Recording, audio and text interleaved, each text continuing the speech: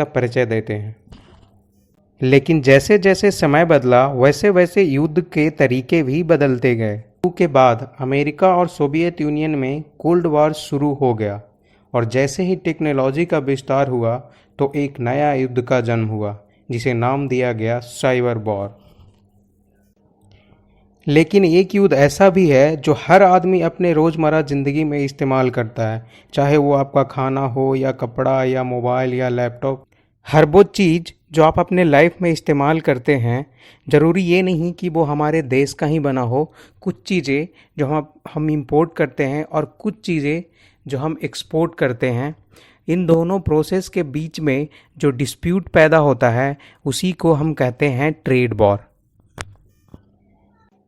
नमस्कार, मैं Suraj Prakash. Success story में बात करेंगे ट्रेड वॉर के बारे में और साथ में ये भी बात करेंगे बिना मिसाइल और तोप दागे कोई भी कंट्री कैसे बर्बाद हो सकता है।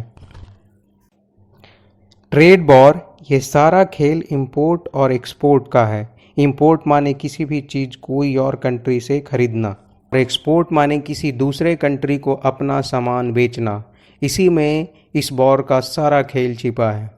समझिए, चीन अपना मोबाइल अमेरिका में बेच रहा है जिसे कोई आम अमेरिकी $300 में खरीद रहा है और उसी तरीके का मोबाइल एक अमेरिकी कंपनी अपने ही कंट्री में $400 में बेच रहा है।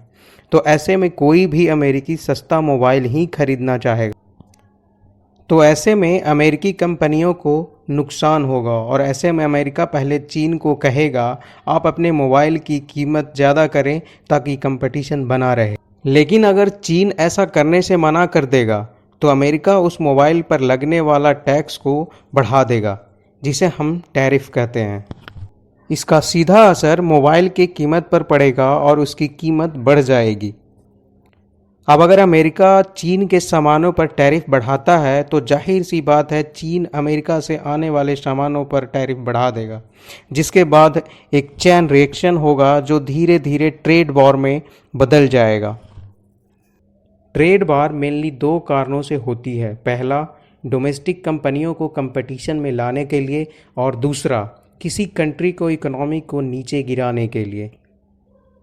इंपोर्ट कम होने का मतलब है जीडीपी ग्रोथ में कमी होना, जिसका सीधा असर पड़ेगा कंपनी के प्रॉफिट पर और इंडस्ट्री का प्रॉफिट कम होगा तो जॉब्स पर भी असर पड़ेगा। और अगर बेरोजगारी बढ़ेगी तो लोगों के पास पैसे की कमी हो जाएगी और अगर पैसे की कमी होगी तो लोग ज़रूरी चीज़ें खरीद नहीं पाएंगे और अगर किसी भी मुल्क के लोग ज़रूरी चीज़ें खरीदने में सक्षम नहीं रह पाएंगे तो उस मुल्क में शुरू होती है सिविल वॉर, जो उस देश को ख़त्म करने के लिए काफ़ी है।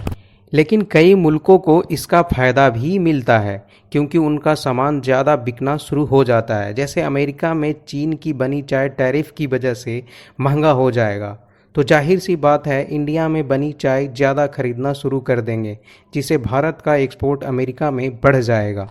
लेकिन क्या आपने कभी सोचा है किसी भी देश में बनी वस्तुएं एक्सपोर्ट में सस्ता क्यों हो जाती?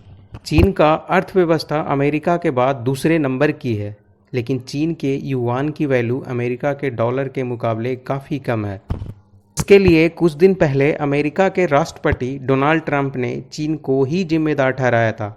चीन अपने करेंसी के वैल्यू बढ़ने नहीं देता, लेकिन ऐसा क्यों? जिसका सिर्फ और सिर्फ एक ही कारण है, वो है एक्सपोर्ट।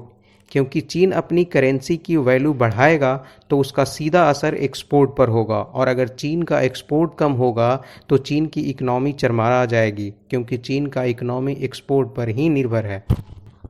चीन के पास अपने करेंसी को डी वैल्यू रखने का भी एक तरीका है।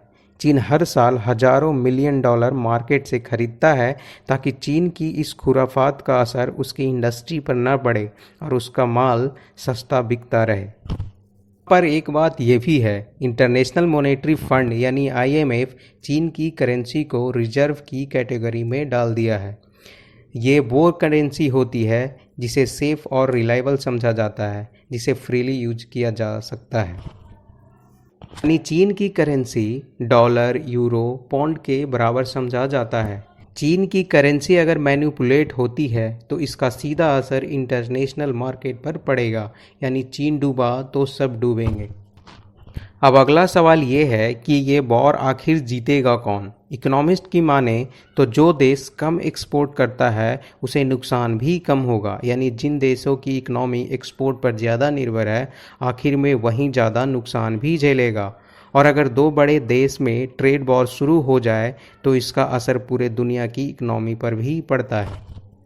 अगर ये वीडियो आपको इन्फॉर्मेटिव लगा हो तो प्लीज़ लाइक करें, सब्सक्राइब करें और अपने दोस्तों के साथ शेयर करना मत भूलिएगा। आपका बहुमूल्य समय देने के लिए बहुत बहुत धन्यवाद।